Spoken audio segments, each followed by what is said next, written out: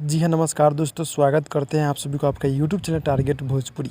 जी बता दूँ कि खेसारी लाल जी का फर्स्ट लुक जारी हो चुका है। जी हाँ दोस्तों, जो कि सन ऑफ बिहार के नाम से जो कि आप सब देख सकते हैं, जिसका फर्स्ट लुक जारी कर दिया गया, यानी कि आज सुबह में, जो कि निर्माता अजीत कुमार गुप्ता जी हैं, अजय कुमार गुप्ता व उमा गुप्ता जी है और निर्देशक रवि सिन्हा जी। जी हाँ दोस्तों, जिसका फर्स्ट लुक भी जारी हो चुका है और बहुत ही जल्द ये देखने को मिलेगा। जी हाँ दोस्तों, यानी कि अभी तो फर्स्ट लुक आप लोग देखिए, हाई लेवल का film Bhojpuri film son of Bihar. जी हाँ दोस्तों, जो कि आज सुबह में ही फर्स्ट लुक इसको जारी किया गया है और आप लोग कमेंट कीजिए मतलब कैसा होने वाला है, और बहुत ही जल्द इसके बारे में फुल जानकारी मैं लेकर आऊँगा।